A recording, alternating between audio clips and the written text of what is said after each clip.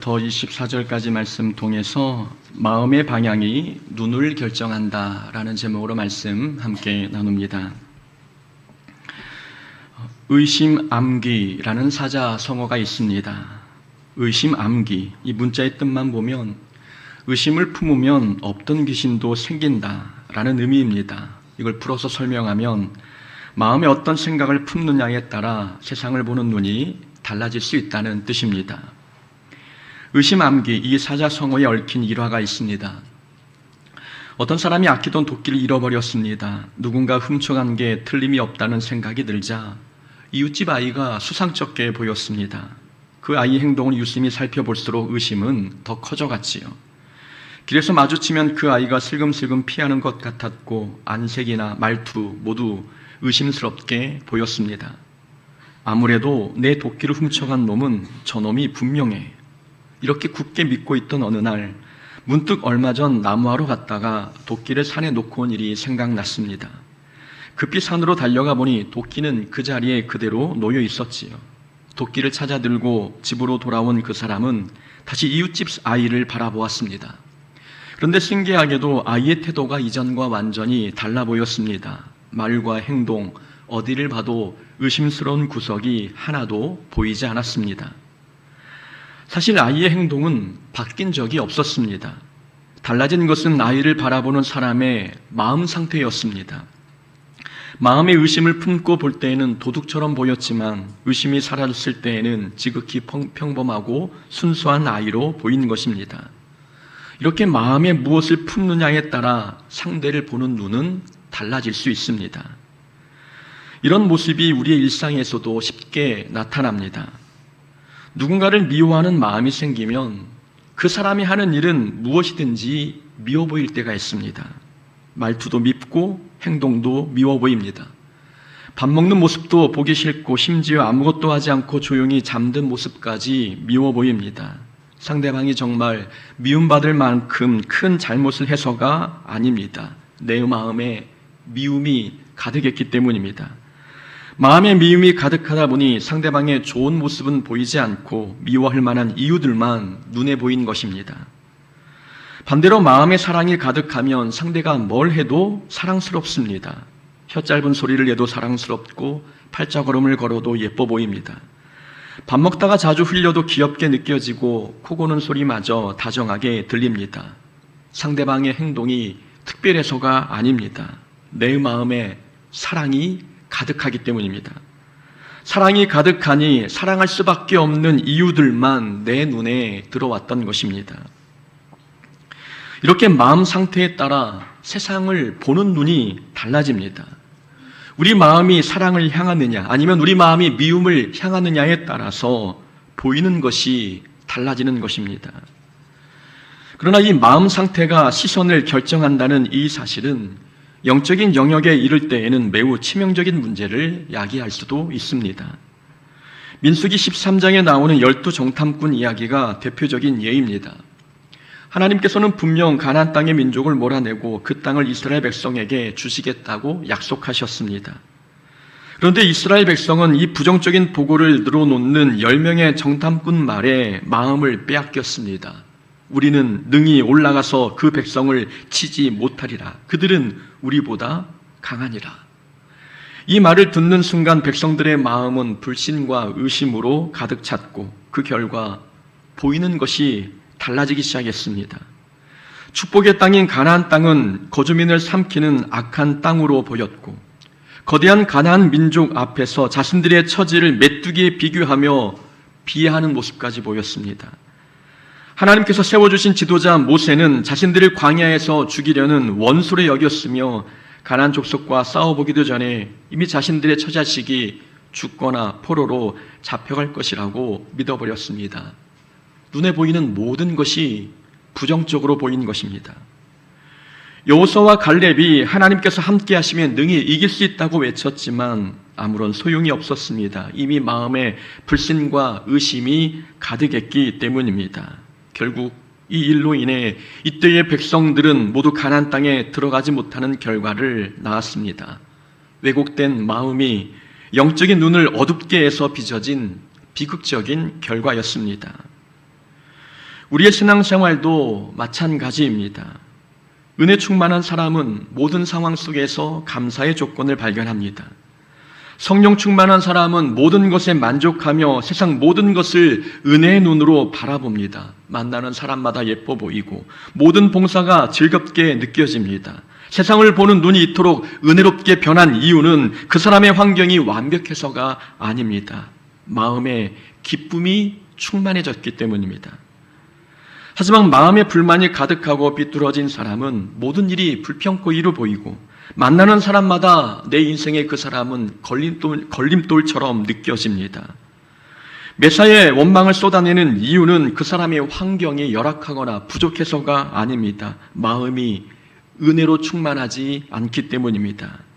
마음이 성령으로 충만하지 않으니 세상을 보는 눈이 왜곡되고 삐뚤어졌던 것입니다. 이렇게 마음 상태는 우리의 영적인 눈을 어둡게 하기도 하고 밝게 만들기도 합니다. 그러니 우리가 올바른 판단을 내리기 위해서, 그리고 하나님께서 원하시는 신앙생활을 하기 위해서는 우리의 마음 상태부터 바꿔야 합니다.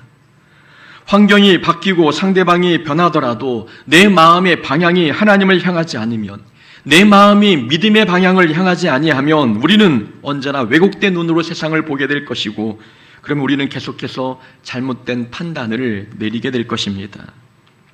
사랑해야 할 이웃을 원수로 여기는 것, 긍휼을 베풀어야 할 대상에게 비판을 가하는 것, 용서해야 할 사람을 정죄하는 것, 모두 잘못된 마음이 빚어낸 영적 시각장애의 결과 때문입니다.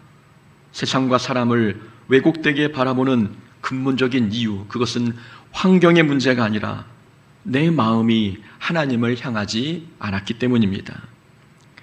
오늘 본문에도 왜곡된 마음 때문에 예수님을 삐딱한 시선으로 바라본 사람들의 이야기가 나옵니다. 바로 예루살렘에 모인 유대인들의 모습이지요. 예수님께서 유대인의 명절 초막절이 되자 예루살렘으로 올라가셨습니다. 그리고 성전 한복판에서 사람들에게 말씀을 가르치기 시작하셨습니다. 그런데 15절을 보니 그 말씀을 들은 유대인들이 큰 충격을 받으며 놀라워했습니다. 놀랐다는 것은 예수님의 가르침이 다른 선지자들의 가르침과 달랐다는 뜻입니다. 예수님의 가르침에는 그 어떤 랍비보다 권위가 있었고 하나님의 말씀을 풀어내시는 능력이 탁월했습니다. 놀랍게 여겨라는 이 단어의 시제는 미완료형입니다. 이 놀람이 일회성으로 끝난 게 아니라 말씀을 듣는 내내 반복적으로 감탄했다는 의미입니다. 그만큼 예수님의 가르침은 사람들의 마음을 완전히 사로잡았습니다. 예수님의 가르침이 이토록 영적인 압도감을 느끼게 했다면 말씀을 들은 모든 사람들이 말씀을 통해 예수님을 믿어야 하지 않겠습니까? 그런데 유대인들이 보인 그 놀라움은 믿음으로 이어지지 않았습니다. 백성들의 반응은 이랬습니다. 이 사람은 배우지 아니하였거늘 어떻게 그를 아느냐? 배우지 않았는데 어떻게 그를 아느냐? 여기서 글이라는 단어는 문자를 뜻하는 게 아니라 율법 해석 능력을 뜻합니다. 그러니까 저 예수는 정식 율법 학교 근처에도 가본 적이 없는데 어떻게 저런 깊은 해석을 할 수 있단 말인가? 라며 의아해했던 것입니다. 당시 유대 사회에서는 가르침의 권위는 반드시 스승의 계보에서 나온다고 믿었습니다. 당대 최고의 학파였던 가말리엘의 제자이거나 아니면 힐렐 학파의 문화생 정도가 되어야 그의 말에 권위가 있다고 사람들은 생각했습니다. 그런데 예수님은 갈릴리 시골 동네 출신의 정치 랍비 교육을 받지 않은, 그러니까 당시 기준으로는 자격 미달의 인물이었습니다. 사람들이 출신과 학벌이라고 하는 세상 기준을 가지고 예수님을 바라보자 예수님의 말씀이 진리로 다가오지 않았습니다. 저 사람은 자격이 없어 라고 하는 의심이 마음에 자리 잡자 예수님이 가르치는 모든 내용이 의심스럽게 보였습니다.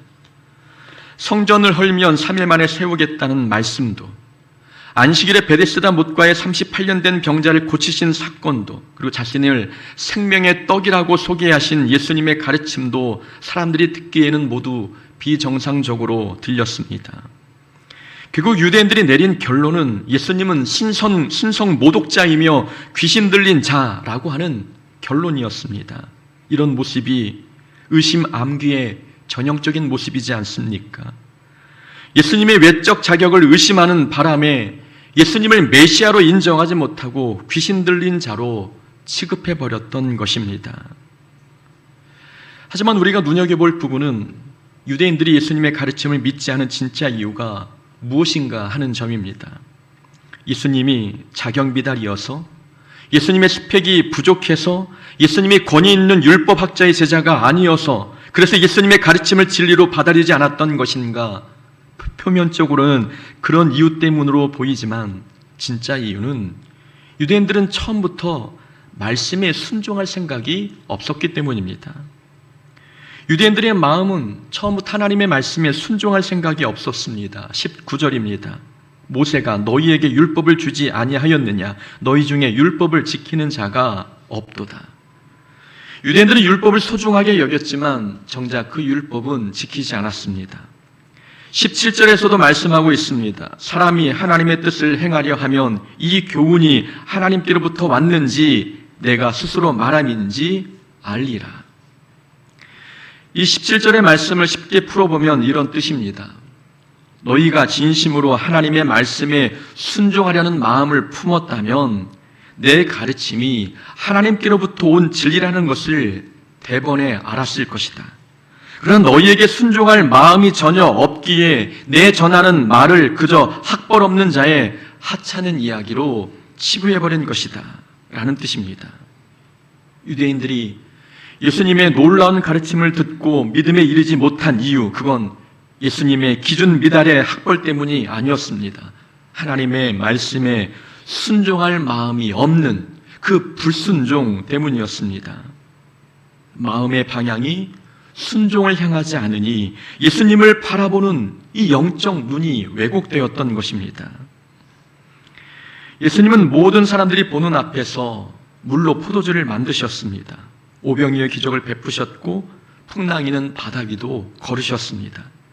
이 엄청난 기적을 베푸셨음에도 불구하고 단지 학벌 때문에 사람들이 예수님을 거부했다는 것, 그것은 처음부터 순종할 마음이 없었기에 예수님을 메시아가 아니라 제거해야 할 신성 모독자로 여긴 것입니다. 우리는 이런 유대인들과 다릅니까? 우리는 우리 역시 매주 예배당에 나와 말씀을 듣습니다. 때로는 설교를 들으며 유대인들처럼 말씀이 좋다, 은혜롭다라며 감탄하며 눈물을 흘리기도 합니다. 그런데 예배당을 나서는 순간 예배 때 느꼈던 그 감동과 놀라움은 순식간에 사라집니다. 세상 사람들처럼 스펙과 학벌로 사람을 차별하고 자신이 만든 신앙의 잣대로 이웃을 쉽게 정죄하고 비판합니다. 말씀을 듣고 놀라긴 했지만 자신의 삶과 가치관은 단 1cm도 바뀌지 않은 채 살아갑니다. 말씀을 듣고도 변하지 않은 이유, 말씀을 듣고 놀랐음에도 불구하고 믿음이 생기지 않은 이유는 순종할 마음이 없기 때문입니다. 순종할 마음이 없으니 하나님이 주신 말씀이 지식에만 머물 뿐 삶의 열매로 이어지지 않습니다. 순종할 마음이 없으니 하나님께서 내 삶에 어떤 은혜로운 사건들을 베푸셨는지 그 사건을 볼 수 있는 영적인 안목도 생기지 않습니다. 하나님이 베푸신 어떤 은혜들은 우리가 순종할 때만 우리 눈에 보입니다. 그러나 순종할 마음이 없으면 우리의 영적인 눈이 어두워져서 우리 삶에 베푸신 하나님의 은혜가 보이지 않습니다. 내 기득권, 내 자존심, 내 고집을 내려놓고 싶지 않은 이 불순종의 마음이 우리의 영적인 눈을 멀게 했기 때문입니다. 하나님의 말씀을 듣고 놀랐다고 해서 그 놀란 행위 자체가 믿음이 되고 신앙이 되는 것은 아닙니다. 말씀을 듣고 놀라움에 그치지 않고 그 놀라움을 순종으로 이어갈 때에 그 순종이 우리의 믿음이 되고 신앙이 되는 것입니다. 우리 마음이 순종을 향할 때에 우리 삶에 베푸신 하나님의 놀라운 은혜를 우리 영적인 눈으로 보게 될 것입니다. 유대인들은 순종할 마음이 없었으면서 예수님의 출신 배경을 탓했습니다. 우리가 여기서 얻을 수 있는 교훈이 하나 있습니다. 자신의 불순종의 핑계를 타인의 허물에서 찾지 말라는 교훈입니다. 진리를 받아들이지 못하는 이유를 남 탓으로 돌리지 말라는 말씀입니다. 유대인들이 예수님의 가르침에 놀랐지만 예수님을 믿지 않은 표면적인 이유, 그것은 예수님의 출신 배경과 부족한 학벌, 곧 외적인 조건 때문이었습니다. 7장 52절에서도 종교 지도자들이 말하기를 갈릴리에서는 선지자가 나지 못하느니라 라는 말이었습니다. 메시아라면 절대 갈릴리에서 나올 리가 없다는 뜻입니다. 종교 지도자들은 예수님의 출신 배경과 기준 미달의 학벌 때문에 예수님을 배척했습니다. 이 사람은 배우지 아니하였거늘 어떻게 그를 아느냐. 공식적으로 인정된 랍비에게 교육을 받지 않았으니 예수님은 메시아가 아니라고 생각한 것입니다. 그러니 22절과 23절에서 예수님께서 안식일에 관한 교훈을 가르쳐 주셔도 유대인들은 예수님께 분노할 뿐 그 가르침을 마음에 받아들이지 않았습니다. 유대인들이 이렇게 예수님의 말씀에 순종하지 않은 이유, 표면적인 이유는 예수님의 외적인 조건 때문이었습니다. 부족한 외적 조건이 유대인들을 불순종으로 이끌었습니다. 이렇게 사람들은 자신의 불순종의 이유를 타인의 부족한 조건에서 찾으려고 합니다. 저 목사님은 설교는 좋은데 성격이 좀 까칠해. 저 장로님은 기도는 유창하게 하시는데 일상에는 흠이 많아. 저 구역장은 나보다 어리고 배움도 짧은데 내가 왜 그 말에 순종해야 해? 사람들은 리더가 완벽하지 않으면 그 리더가 전하는 말씀, 그 리더가 요구하는 모든 것에 순종하려 하지 않습니다. 자신의 불순종의 핑계를 타인의 부족함, 타인의 허물에서 찾으려는 모습입니다. 사람들은 상대방에게서 흠을 발견하는 순간 그 입에서 나오는 말씀은 더 이상 들으려 하지 않습니다. 말씀의 내용이 하나님 앞에 오라도 전하는 자의 외적 조건이 자기가 생각하는 기준에 미치지 못한다고 생각하면 귀를 닫고 순종을 멈춥니다. 우리의 모습은 어떻습니까? 부목사로 사역할 때 그 교회에 어떤 목사님이 특별 강사로 오신 적이 있었습니다. 그 목사님은 설교하시기 전에 먼저 자기의 나이를 말씀하셨습니다. 그리고 받은 학위와 목회 경력도 말씀하셨습니다. 목사님은 성도님들께 왜 본인이 이렇게 나이와 학력과 경력을 말하는지 아시느냐고 물어보았습니다. 그러면 자신은 답변이 성도들은 나이 어린 목사의 설교는 잘 듣지 않으려 하고 경력과 학벌이 부족한 목사의 설교는 잘 믿지 않으려 하기 때문이라고 말씀하셨습니다. 그러면서 본인은 나이도 먹을 만큼 먹었고 지식도 배울 만큼 배웠고 목회도 할 만큼 했으니 오늘 전하는 말씀을 마음에 잘 새기면 좋겠다고 당부하셨습니다. 우리도 이런 유혹에 빠질 때가 있지 않습니까? 상대방의 나이, 경력, 학벌을 보고 순종할지 말지 순종의 여부를 결정하는 그런 유혹에 빠질 때가 있지 않습니까? 하지만 우리는 16절의 말씀을 마음에 새겨야 합니다. 내 교훈은 내 것이 아니요 나를 보내신 이의 것이니라. 예수님의 가르침은 학벌이나 출신 배경에서 나온 것이 아니라 하나님께서 주신 것이라는 뜻입니다. 권위도 하나님이 주신 것이고 전하는 말씀도 하나님께서 전하는 자의 입술에 담아주신 것이라고 말씀하고 있는 것입니다. 우리가 마음에 무겁게 새겨야 할 말씀이지 않습니까? 설교가 사람의 머리와 입술에서 나온 것이라고 생각하면 우리는 그 설교에 순종하기 어렵습니다. 설교를 사람의 말이라고 생각하는 순간 설교자의 부족한 지식과 성품을 따지기 때문입니다. 설교자의 입에서 나오는 말을 하나님이 주신 말씀이라고 생각하면 설교자의 부족한 외적 조건은 눈에 들어오지 않습니다. 하나님께서 저 부족한 사람을 통해 나에게 말씀하시는구나 라고 생각하지 않겠습니까? 24절에서도 예수님은 외모로 판단하지 말라라고 말씀하셨습니다. 외적인 조건, 외적인 배경으로 그 사람의 권위와 그 사람의 전하는 말의 권위를 평가하지 말라는 뜻입니다. 하나님께서 누군가를 사용하실 때에는 그 사람이 완벽해서 사용하시는 것이 아닙니다. 부족하고 흠이 많은 것을 아시면서도 그 사람을 사용하십니다. 사람은 약할지라도 그 사람을 사용하시는 하나님은 완벽하시고 온전하시기 때문입니다. 사도행전에서 초대교회가 부흥한 사건을 보십시오. 그 부흥의 주역들은 모두 부족하고 흠이 많았던 사도들이었습니다. 예수님을 배신했던 베드로, 예수님이 잡히실 때에 도망갔던 제자들, 그리고 예수님의 부활을 의심했던 도마까지 모두 학벌, 출신 배경, 직업, 사역 경험, 성품 모든 면에서 흠이 있던 자들이 하나님의 도구가 되어 하나님 나라를 확장시켰습니다. 이렇게 하나님은 완벽한 그릇보다 질그릇을 도구 삼아 일하십니다. 그러니 다른 사람의 허물을 봤다고 해서 그 허물을 나의 불순종의 핑계로 삼지 말아야 합니다. 저 사람 때문에 내가 시험에 들어서 봉사를 못하겠어. 저 사람이 마음에 들지 않아서 저 사람이 전하는 말은 내가 듣지 않을 거야 라고 말하는 것. 우리 생각에는 우리가 불순종하는 이유가 상대방 때문이라고 생각하겠지만 하나님은 다르게 생각하실 수도 있습니다. 하나님이 보실 때에는 우리의 불순종은 우리가 순종할 마음이 없어서이지 다른 사람이 부족해서 다른 사람의 자격이 없어서가 아니라고 하나님은 판단하실 수도 있습니다.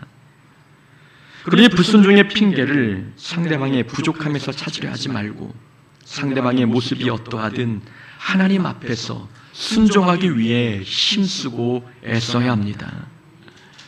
16절에서 예수님은 자신이 전하는 교훈이 하나님에게서 온 것이라고 말씀하셨습니다.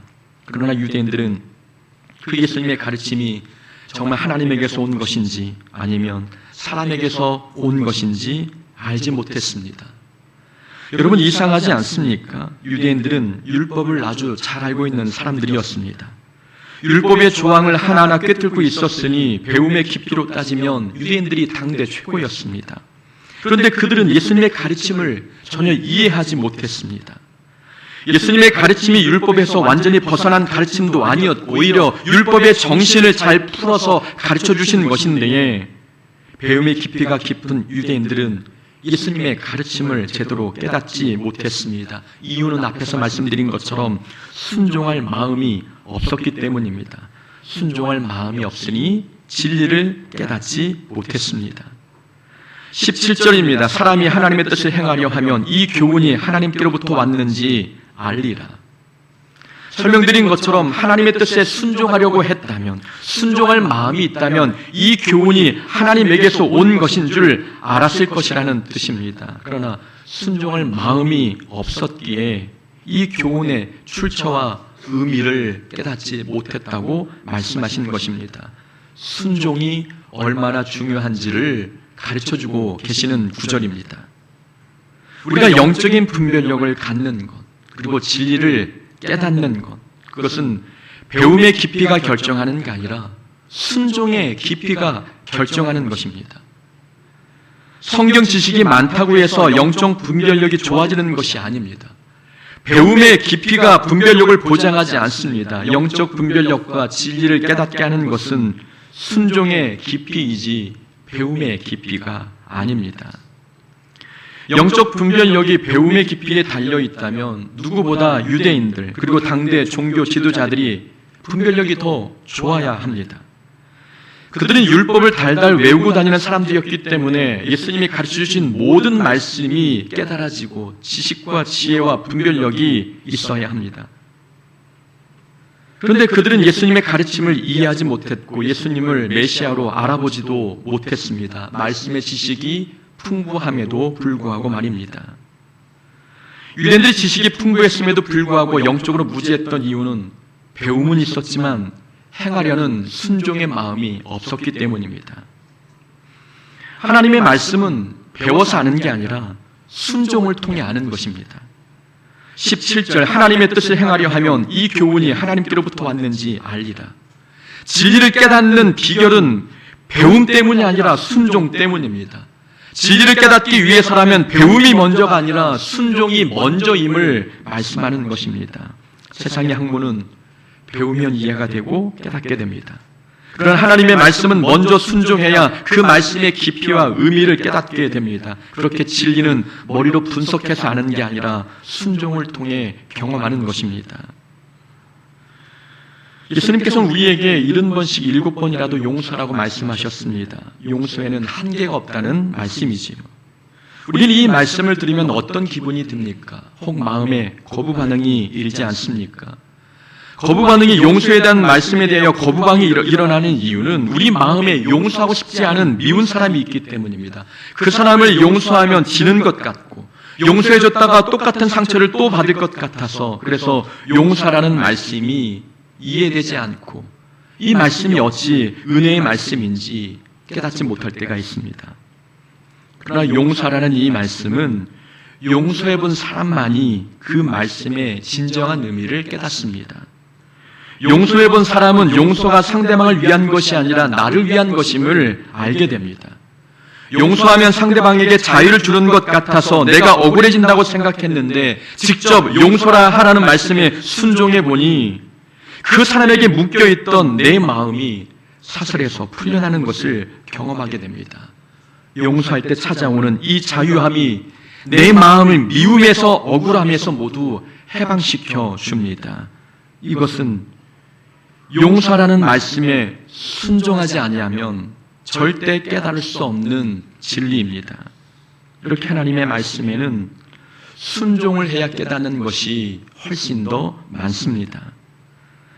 나아만 장군은 엘리사 선지자가 왜 요단강에서 7번 목욕하라고 했는지 순종하고 나서야 깨달았습니다. 베드로는 왜 예수님께서 깊은 곳에 그물을 던지라고 말씀하셨는지 순종하고 나서야 그 의미를 깨달았습니다. 가나 혼인 잔치에서 순종부터 하니 예수님의 말씀의 의미를 깨달았고 여리고성 점령 때도 순종부터 하고 보니 하나님의 말씀의 의미를 깨달았습니다. 그래서 순종을 많이 하는 사람이 영적인 지혜가 풍성한 법입니다. 말씀을 지식으로 아는 사람은 성경 퀴즈 대회에서는 1등할 수 있습니다. 그러나 삶의 고난을 이겨낼 수 있는 사람은 순종을 통해 영적 지혜를 많이 얻은 사람, 그런 사람들이 삶의 고난을 이겨냅니다. 수영을 지식으로 배운 사람과 직접 수영을 해본 사람, 결과는 같지 않습니다. 수영하는 법을 지식으로 알고 있다고 해서 수영을 잘할 수 있습니까? 그렇지 않습니다. 직접 수영을 해봐야 머릿속에 알던 지식이 왜 이렇게 해야 하는지 이제 알겠네 라고 깨닫게 되는 것입니다. 삶의 고난도 말씀에 순종해 본 사람이 더 잘 극복합니다. 순종을 통해 하나님의 말씀이 언제 어떻게 나에게 힘이 되고 무기가 되는지를 경험을 통해 순종을 통해 깨달았기 때문입니다. 그러니 우리는 말씀을 배우는 것도 중요하지만 배운 말씀을 순종으로 이어가기 위해 힘써야 합니다. 이해되지 않은 말씀이 있어도 먼저 순종하려고 힘써야 합니다. 순종해야 말씀에 담긴 영적 진리와 유익을 발견할 수 있기 때문입니다. 우리가 주신 말씀에 순종하려고 힘쓸 때에 하나님께서는 우리의 영적인 눈을 열어 하나님의 진리를 보게 할 것입니다. 마음의 상태가 세상을 보는 시각을 결정합니다. 우리 마음이 하나님의 말씀을 향할 때 우리는 하나님의 시각으로 세상과 사람을 바라보게 될 것이고 우리 삶에 펼쳐주신 감사와 은혜의 조건들을 보게 될 것입니다. 그리고 우리는 신앙생활 할 때에 우리 마음의 방향이 세상을 향하지 않도록 우리 마음을 날마다 가꿔야 합니다.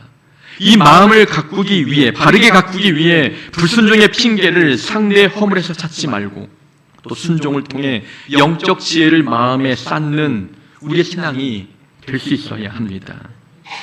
이성적으로 나쁘게 안 돼도 먼저 말씀에 순종함으로 인해 순종을 통해 우리의 영적 시야가 열리는 놀라운 은혜를 경험하는 우리의 모습 되기를 주의 이름으로 축원합니다. 아멘.